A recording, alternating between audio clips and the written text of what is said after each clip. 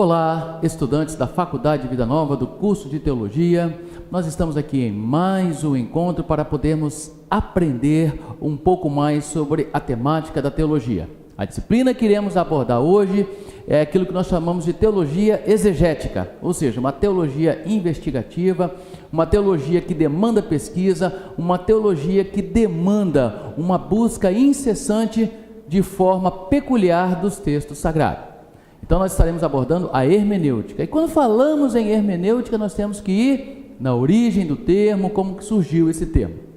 O termo hermenêutica, ele vem da filosofia grega. A filosofia grega, ela influenciou e influencia muito, de forma muito intensa, o cristianismo. E uma das influências que a filosofia grega exerceu sobre o cristianismo foi justamente a questão da igreja, da origem da igreja, e principalmente a forma de se pesquisar, a forma de se expor às boas novas de Jesus. Usaram muitos princípios da filosofia grega. E um desses princípios foi a hermenêutica, que originariamente vem do panteão grego, ou seja, das divindades gregas. Entre as divindades gregas existia um deus ou um semideus chamado Hermes, e ele tinha uma função peculiar. Hermes, a função dele era transmitir a mensagem dos deuses ao ser humano. Ou seja, Hermes ouvia o que os deuses tinham que falar na reunião no Olimpo, ele ali codificava tudo, ele ali interpretava tudo e levava para a humanidade os desejos, as ambições que os deuses do panteão grego tinham. O Império Romano, de igual forma com o seu panteão, que é muito parecido, tem na figura de Mercúrio o papel que Hermes exercia. Enfim, hermenêutica, vem dessa divindade, vem de Hermes, e o objetivo e o significado original do grego, que é hermos ou hermoies, significa o seguinte: é você identificar, é você pesquisar os textos sagrados. Estamos falando de hermenêutica bíblica. Evidentemente que a hermenêutica ela tem uma ampla expansão, Existe a hermenêutica jurídica, a hermenêutica filosófica, a hermenêutica sociológica, mas estaremos meditando, estaremos aqui aprendendo e caminhando juntos na hermenêutica bíblica. Ou seja, nós vamos, ao estudar a Bíblia, ao pesquisar a Bíblia, nós vamos identificar, nós vamos pesquisar, nós vamos como um investigador. Para quem gosta aí de séries policiais, o hermeneuta é como se ele fosse uma espécie de investigador policial. Ele vai ali buscar informações a respeito de quê? A respeito daquilo que Deus se revelou ou aquilo que Deus transmitiu à humanidade. Vale aí lembrar que a hermenêutica ela tem um princípio interpretativo, a qual nós chamamos de exegese gramatical. O que é a exegese gramatical? Eu vou fazer um breve comentário. Você já reparou às vezes num púlpito, num sermão, aquele pregador que ele fala tudo, menos o texto bíblico que ele leu?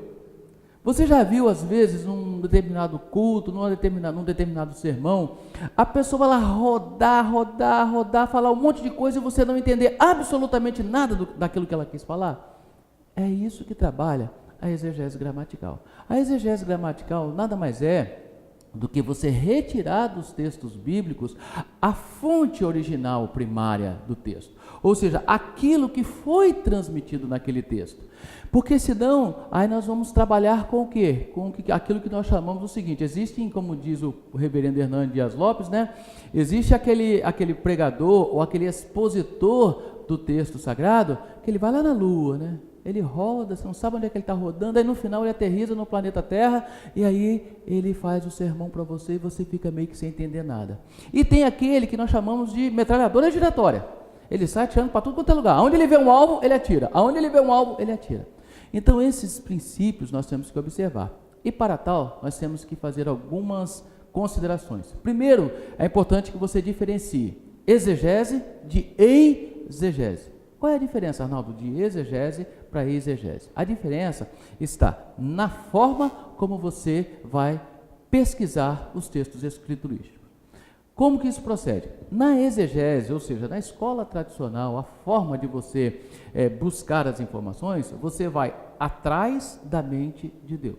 Como é que é isso? Você, ao entrar na Bíblia, ao mergulhar na pesquisa bíblica, você vai extrair do texto o que Deus revelou, o que Deus quis ensinar ali. Isso é exegese. E a exegese? A exegese é o contrário. A exegese é você mergulhar nos textos bíblicos, buscando respostas para a sua compreensão. É muito comum nós ouvirmos pessoas falarem assim: ah, mas isso é a minha fé, essa é a forma como eu penso. Isso pode até parecer bonito, pode até parecer democrático, mas quando falamos de exegese bíblica, o que eu penso é irrelevante. O que você que está me ouvindo pensa é irrelevante. Para nós o relevante é o seguinte: o que Deus pensa, o que Deus quis mostrar com esse texto. Então é importante você ter essa compreensão, porque quando eu aplico a exegese, e diga-se de passagem, nos tempos atuais, cada um está fazendo a sua. Aí você tem que entender o seguinte: como pode nós, seres humanos, que somos originariamente corruptíveis, pecadores, tentar entender a mente do Santo e do Todo-Poderoso de Israel? Então você observa, quando você aplica, o intelecto humano para, através da sua intelectualidade, você fazer uma exegese, a exegese deixa de ser bíblica. Ela vai ser uma exegese científica, ela vai ser uma exegese histórica, e ela vai ser uma exegese provavelmente filosófica. A exegese teológica é você buscar essa informação. E aí nós vamos encontrar uma dificuldade muito grande. Qual é a dificuldade? Quando você começar a fazer exegese de um texto, é importante você ter a seguinte compreensão.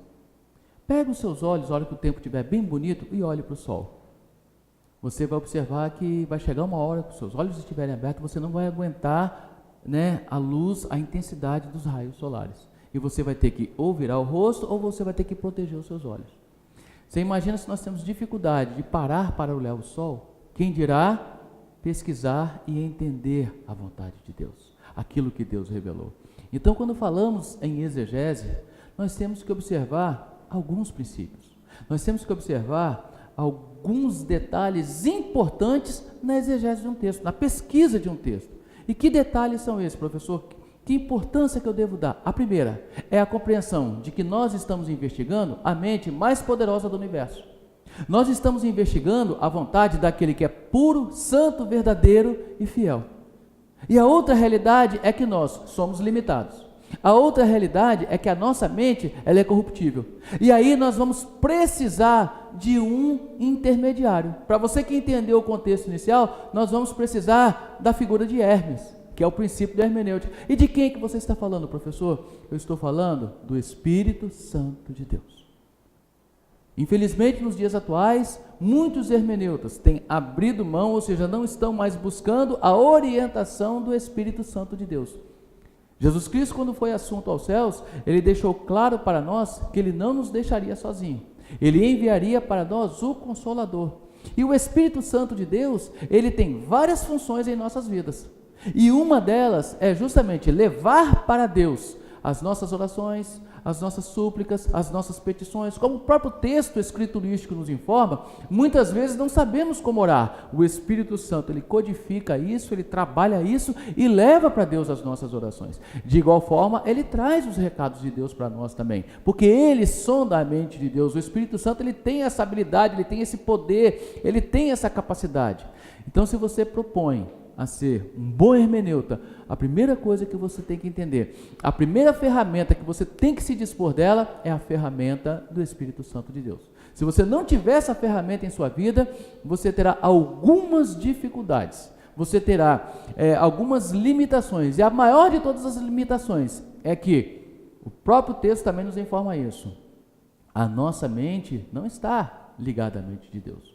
Os pensamentos de Deus são muito mais elevados do que o nosso. O desejo e a vontade de Deus é puro, santo e verdadeiro, e nós muitas vezes não conseguimos compreender isso. Então, vencida essa etapa do conhecimento, vencida essa importância desse processo de investigação, desse processo de pesquisa, eu queria finalizar só explicando para você isso. Por que que, sendo a Bíblia a revelação de Deus, e Deus é um só, por que tantas interpretações?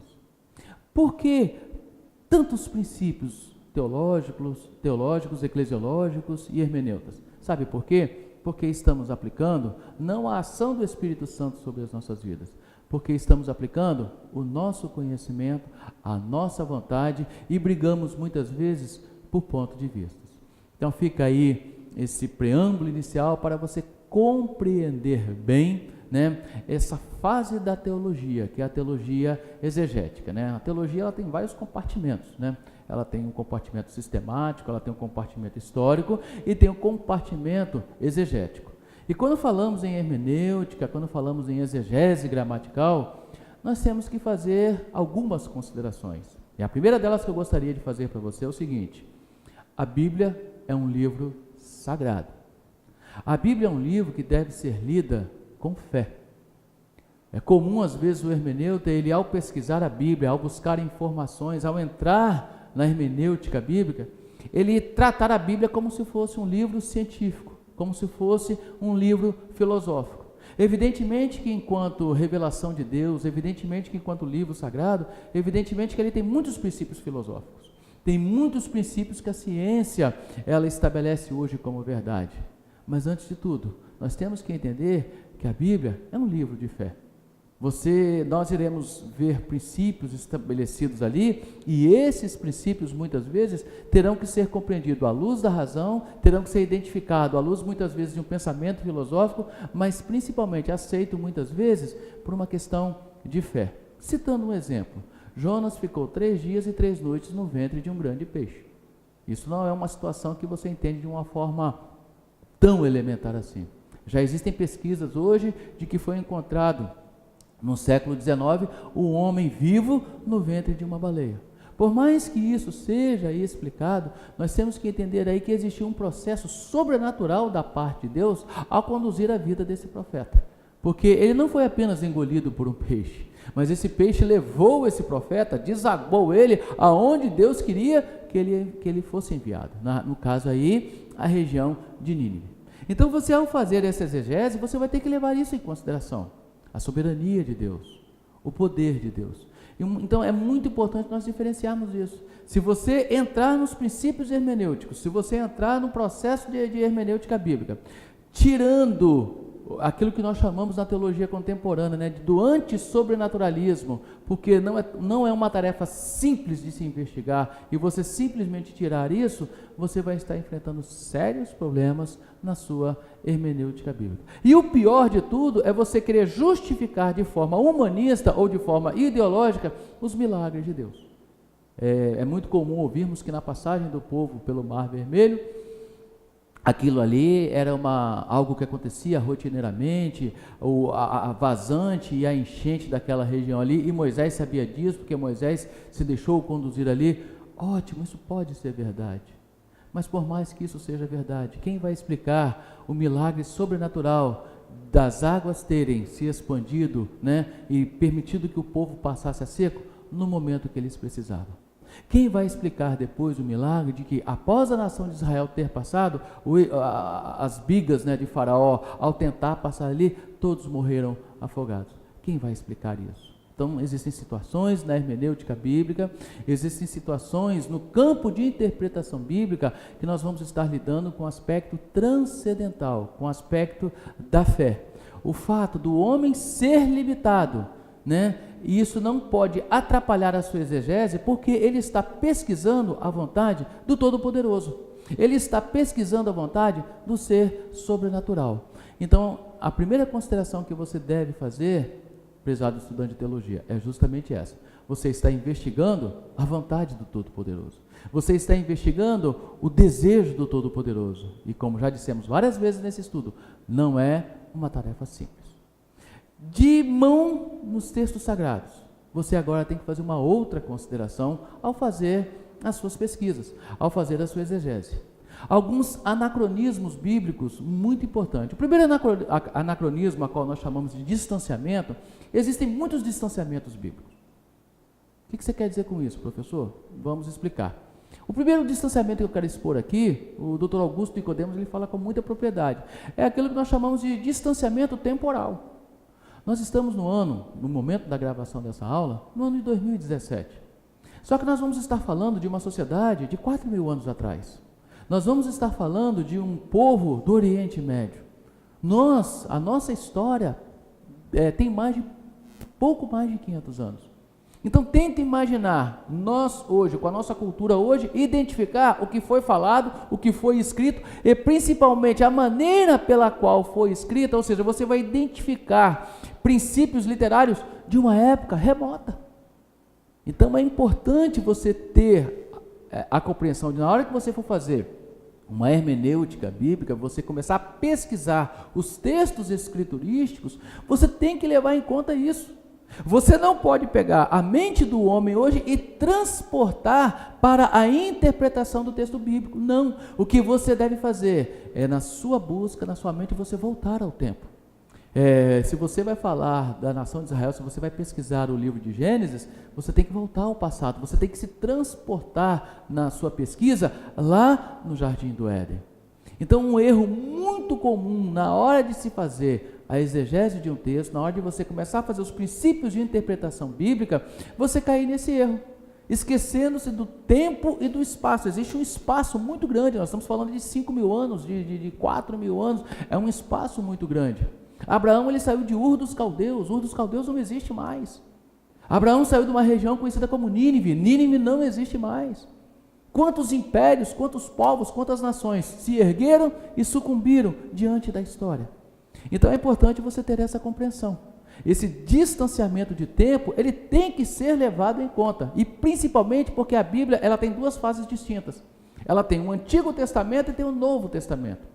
O Antigo Testamento, ele recorre dentro de um ambiente judaico, ele recorre dentro de uma cultura judaica, dentro de um padrão judaico estabelecido, e diga-se de passagem que esse padrão já não existe mais. Se você for em Israel hoje, o que você vai encontrar lá é um judeu totalmente humanista. Você vai encontrar uma nação hoje que ela não é aquela nação que você conhece nos textos sagrados. Então é importante você considerar essas diferenças. A outra diferença é o campo da história. Nós estamos vivendo um determinado momento da nossa história. Nós temos, como nação brasileira, temos pouco mais de 500 anos de existência. Nós somos do novo continente, do novo mundo, colonizado, no caso do Brasil, por portugueses, mas a América foi colonizada basicamente por espanhóis e ingleses. Então é importante você ter essa compreensão histórica. Os textos escriturísticos, eles foram narrados, foram descritos num período de quase 2.000 anos, ou seja, foram num período de 1.700 anos, em povos diferentes, em culturas diferentes, com histórias diferentes. Por exemplo, hoje nós vemos o conflito entre Israel e a Palestina. Esse conflito tem uma origem. E você quer saber aonde que vem esse conflito, de onde vem essa origem? Lá da história de Abraão, de Sara e de Agar. Então a hermenêutica bíblica tem que ser observada esses princípios. Se você não observar esses princípios, esse anacronismo, esse distanciamento, você vai ter sérias dificuldades. Uma outra dificuldade é a questão antropológica, as relações. A Bíblia, quando ela foi escrita num período que nós chamamos de período patriarcal, num domínio em que a espécie humana, no caso o masculino, o macho, era dominante. A mulher tinha um papel totalmente secundário. Então você fazer uma pesquisa bíblica e pegar e arranjar os textos escriturísticos para a realidade antropológica de hoje, você vai estar cometendo um terrível engano. É por isso que a pessoa pega a Bíblia e dá várias interpretações, porque ela está fazendo uma exegese. Ela está fazendo um princípio de interpretação sem levar em consideração esse distanciamento. Um distanciamento, por exemplo, só para você ter uma ideia, observa-se que no Velho Testamento era comum o homem rejeitar, repudiar sua esposa porque ela deixou um arroz queimar, porque ela não chamou ele de Senhor. Tenta imaginar isso nos dias de hoje. Tenta imaginar esses princípios sendo estabelecidos nos dias de hoje. Só que você, ao pesquisar as narrativas bíblicas, ao pesquisar os textos escriturísticos, você tem que levar em conta isso, porque você tem que voltar ao passado para extrair ali a pepita, o seu grande tesouro. Por isso que eu falei para você que o hermeneuta, ele é um investigador, como se fosse um policial, seguindo uma pista. E qual é a pista dele? O que Deus está me ensinando com esse texto. Uma outra consideração que nós temos que ter ao fazer os princípios da hermenêutica bíblica é entendermos a forma literária da Bíblia. Existem livros na Bíblia que são biográficos. Existem livros na Bíblia que são poéticos. Por incrível que pareça, talvez você pode até se assustar, existem livros na Bíblia que são eróticos. Como, por exemplo, o livro de Cânticos, ou Cantares de Salomão. É um livro de uma sexualidade muito grande.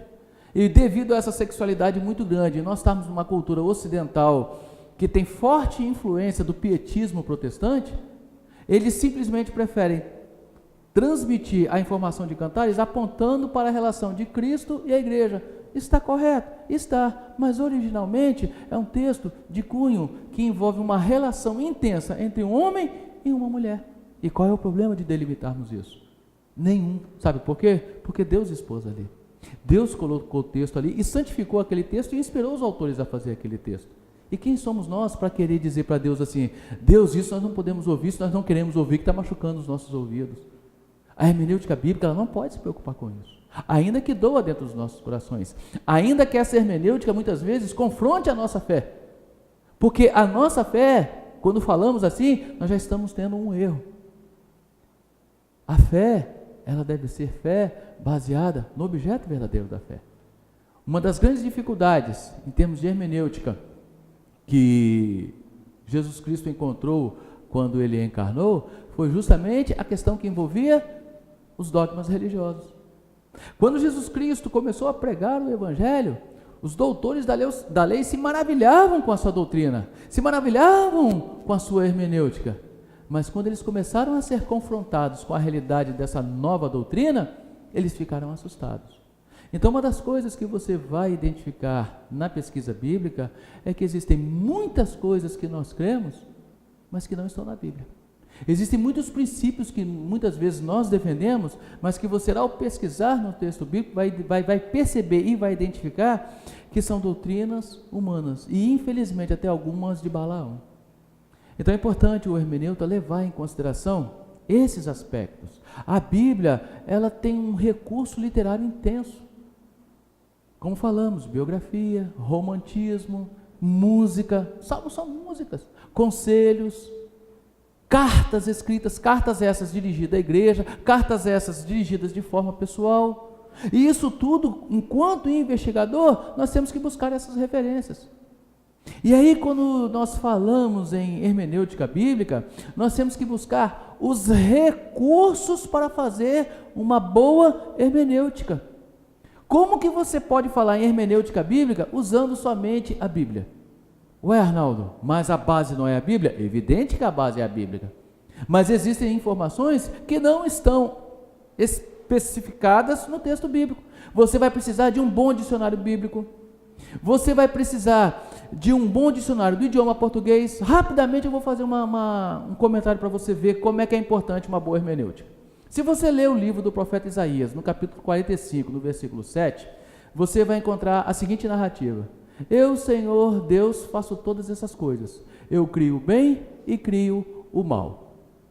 Aí eu, como teólogo, faço a seguinte pergunta para colocar você dentro de um cubo filosófico: Deus criou o mal? Aí você vai ler o texto bíblico e vai dizer assim: realmente, Deus criou o mal. Está escrito aqui, ó, Deus criou o mal. Mas aí existem, nos princípios hermenêuticos, algo que você não está vendo, que um bom investigador, que um bom hermeneuta dos textos escriturísticos está vendo. E você sabe onde que está o problema da pergunta que eu fiz? No idioma português. Você sabia que no idioma português tem mal com um e mal com L? Vá no texto agora que eu acabei de narrar para você e veja se o mal que Deus criou é mal com um ou mal com L. Professor, qual é a diferença? Mal com um refere-se à personalidade, à personificação. A você ter uma personalidade, você ser mal na sua personalidade. E existe o mal com L. Estou passando mal. Estou mal com L de saúde. O mal que Deus cria é o seguinte: quando nós desobedecemos a Deus, o mal com L, ou seja, as circunstâncias adversas automáticas sobrevêm sobre nós. É o que está escrito em Deuteronômio capítulo 28. Bênçãos e maldição. Está vendo como é que uma breve narrativa, uma breve interpretação bem simplória de um texto, levando em conta o idioma português, é importante? Então, prezado estudante, você tem que ter um dicionário bíblico, você tem que ter um dicionário do idioma português, você tem que ter bons livros de história. Você tem que ser um conhecedor de história. Você tem que saber identificar que a nação de Israel ficava no Oriente Médio. Que antigamente a região da Eurásia, que envolve o continente europeu e o continente asiático, antigamente chamava-se Mesopotâmia. Você tem que ter essas informações. Você tem que ter informações que você vai encontrar na sociologia. Ou seja, na sociedade de Israel, nos diversos ambientes que faziam da classe de Israel, que delimitava a classe de Israel. Então, estamos aqui nesse momento, já derradeiro, orientando a você isso. Existem princípios, existem métodos a serem observados. Esses métodos, você encontra, são os métodos cartesianos. Normalmente, a teologia, ela lança a mão desses princípios, desses métodos. Método dedutivo, método indutivo, método analógico. Qualquer que seja o método que você vai pesquisar no livro, saiba que esses métodos são humanos. Foram desenvolvidos por um filósofo chamado René Descartes. É muito importante você compreender isso. E é importante você entender que os métodos não podem estar acima da sua relação com Deus, acima da ação sobrenatural do Espírito Santo, mas os métodos são ferramentas que Deus vai dar a você para que você faça uma boa pesquisa da sua vontade. Finalizando, não se esqueça do que Jesus disse: sem mim nada podereis fazer. Nós precisamos do apoio de Jesus, precisamos da intervenção sobrenatural do Espírito Santo, porque somente Ele prescruta e sabe a vontade e os desejos de Deus. Então, hermeneuta, está aí para você essa ferramenta, a literatura que deixamos disposto para você, onde você vai ver os mais variados métodos, você vai ver ali os mais variados níveis de interpretação bíblica, mas nunca se esqueça, busque compreender, busque pesquisar, busque extrair dos textos bíblicos a vontade de Deus, a mente de Deus, na medida do que for possível, e evite de todas as maneiras de colocar a sua vontade, a sua compreensão, aquilo que você acha que é certo, porque a nossa mente, ela é duvidosa, ela é dúbia. Então, que Deus abençoe a sua vida, que você possa aproveitar essa disciplina para ser um grande pesquisador dos textos escriturísticos, compreendendo a boa e agradável vontade de Deus, para a partir daí, então, você poder realizar as suas homilias, realizar a exposição do Evangelho de Jesus Cristo com a consciência limpa de que você está fazendo o melhor para Deus. Deus nos abençoe e até o nosso próximo encontro, em nome de Jesus.